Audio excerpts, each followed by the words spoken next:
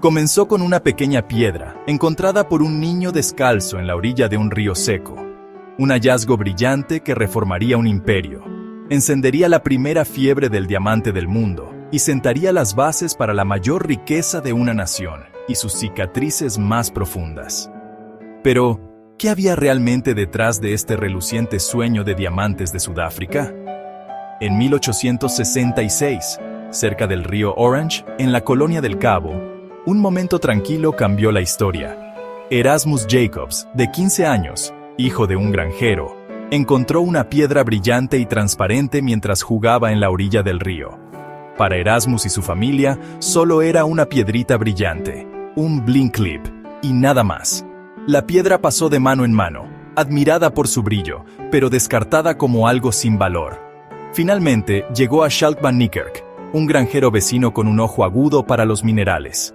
Van Niekerk sintió que tenía potencial y se llevó la piedra para que la identificaran. Se la encomendó a John O'Reilly, un vendedor ambulante, quien la llevó a Colesberg para un análisis experto. El viaje de la piedra había comenzado, de un juguete de niño a las manos de joyeros y geólogos. El escepticismo inicial se convirtió en asombro. Era un diamante. No cualquier diamante, sino una gema de 21.25 quilates. Fue nombrado Eureka. Un grito de descubrimiento que resonaría en todo el mundo.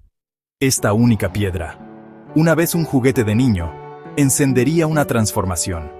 El destino de una nación y del mercado mundial de diamantes ahora dependía de un descubrimiento fortuito. El mundo nunca volvería a ver la colonia del Cabo de la misma manera. El brillo de Eureka fue una señal que pronto atraería a miles de personas al interior de África. El verdadero valor del diamante no estaba solo en su brillo, sino en la fiebre que inspiraría. Desde la orilla de un río seco, la historia de los diamantes de Sudáfrica había comenzado. La era del descubrimiento había comenzado. El diamante Eureka fue solo el principio. Por un tiempo, los expertos lo descartaron como un golpe de suerte, una rareza solitaria. Pero en 1869, un pastor gricua llamado Swartbooi descubrió una piedra que cambió todo. El nuevo diamante era enorme, de 83.5 quilates, y claramente valioso. Swartbooi se lo vendió a Schalk van Niekerk, quien reconoció su valor y pagó un buen precio. La piedra fue nombrada la Estrella de Sudáfrica. Su venta a los hermanos Lilienfeld y su viaje a Europa se convirtieron en una sensación. El mundo ahora veía a Sudáfrica como un tesoro, no solo una tierra de gemas dispersas. La noticia del descubrimiento de la estrella se extendió rápidamente, desencadenando la primera gran fiebre del diamante del mundo. La duda se esfumó y en su lugar surgió una emoción desenfrenada. Gente de todo el mundo, oficinistas, granjeros, soldados, abandonaron sus vidas para probar suerte en el Cabo. Barcos llenos de aspirantes zarparon hacia el interior de Sudáfrica. La promesa de la riqueza instantánea atrajo a miles a los campos de diamantes. La fiebre había comenzado y el paisaje de Sudáfrica nunca volvería a ser el mismo. La estrella de Sudáfrica no era solo una gema, era un faro. Llamó a aventureros, soñadores y oportunistas al corazón de África. La fiebre del diamante había comenzado y el mundo estaba observando. La colonia del Cabo se había convertido en un escenario para un drama global, todo por una sola y brillante piedra encontrada en el polvo de África. Las orillas del río Vaal se convirtieron en un imán para miles de buscadores de fortuna. Se juntaron allí por miles. No tenían mucho más que picos y palas, pero aún así reclamaron sus terrenos y construyeron una gran ciudad de tiendas de campaña y chozas. El trabajo de excavación a orillas del río era difícil. Sol fuerte, trabajo agotador y enfermedades. Los suministros eran escasos, pero el sueño de hacerse rico mantenía viva la esperanza en medio de la miseria. Las orillas del río, que una vez fueron limpias, ahora se habían convertido en un laberinto caótico de pozos y montículos. Estos campamentos eran una mezcla de diferentes nacionalidades, unidas por la obsesión y la desesperación. A menudo había peleas por los terrenos, a veces hasta violentas. Los salones y las guaridas de juego ofrecían un breve escape del trabajo. Con la llegada de miles de Kopje-Wallopers, esta zona cambió para siempre. Los pueblos locales Grika y Tswana tuvieron que abandonar sus tierras. Sus tierras fueron destruidas en la búsqueda de diamantes. Su vida tradicional se desmoronó. y su lugar fue ocupado por el ritmo industrial de las excavaciones. Esta multitud de personas no solo buscaba diamantes, estaba creando un nuevo orden desigual. La fiebre del diamante estaba escribiendo el destino del sur de África. Esta locura de las excavaciones en el río era solo el principio. En 1871, los buscadores encontraron diamantes en la granja de los hermanos De Beer, lejos del río. La colina de Collesberg-Kopje pronto se llenó de mineros, que reclamaban pequeñas parcelas. No sabían que estaban cavando en una chimenea volcánica llena de diamantes. La colina desapareció, reemplazada por un enorme agujero. La mina de Kimberley, o el Gran Agujero, se convirtió en la excavación más grande hecha a mano en la historia, produciendo millones de quilates de diamantes. Alrededor de la mina de Kimberley creció una ciudad de extremos y ambición desenfrenada. La escala de esta operación no tenía precedentes, y la era del buscador individual llegó a su fin. Solo sobrevivieron aquellos que pudieron consolidar sus reclamos e industrializar. El Gran Agujero era más que una mina, era una base para una nueva Sudáfrica.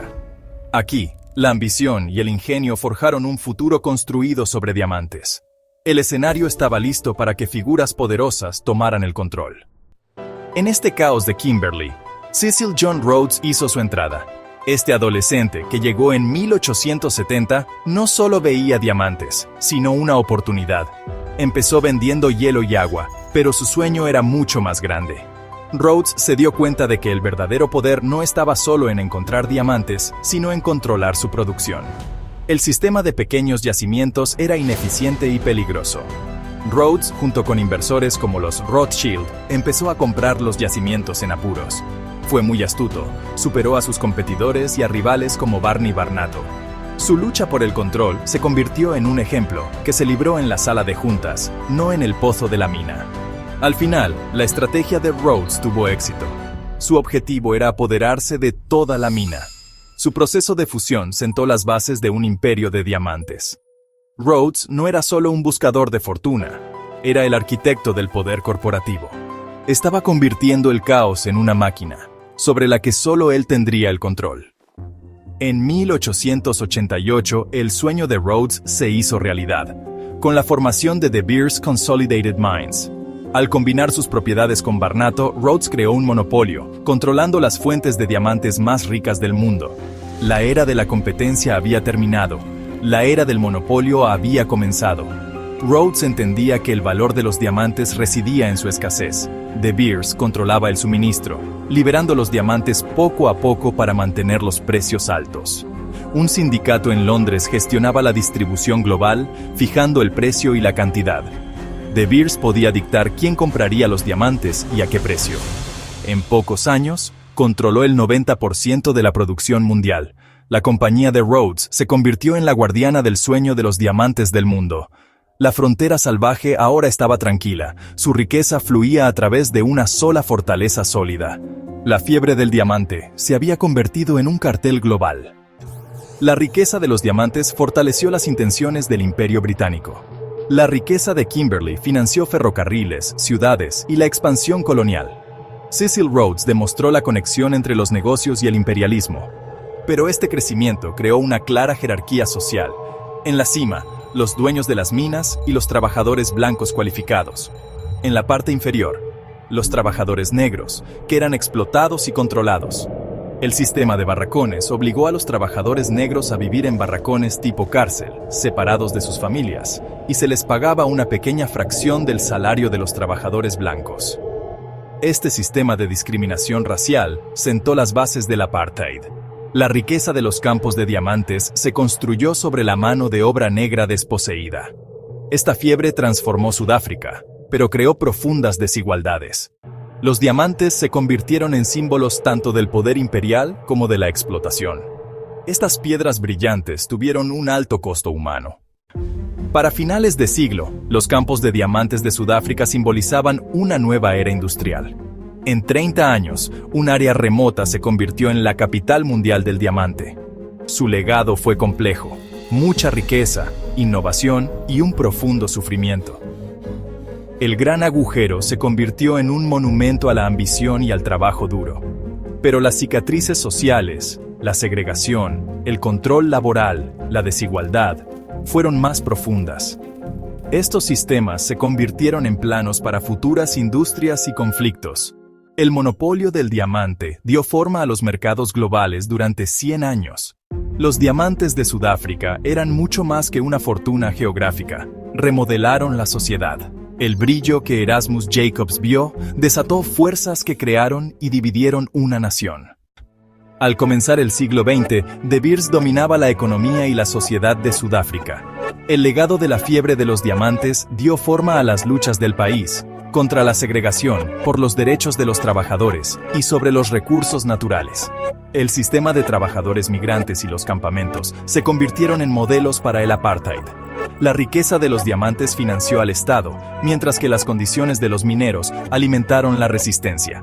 El monopolio de De Beers enfrentó nuevos desafíos a medida que surgieron descubrimientos globales y preguntas éticas. La historia que comenzó con una piedrita de un niño se convirtió en una narrativa global de poder y desigualdad. El Eureka y la estrella de Sudáfrica no eran solo gemas. Fueron catalizadores de transformación y conflicto.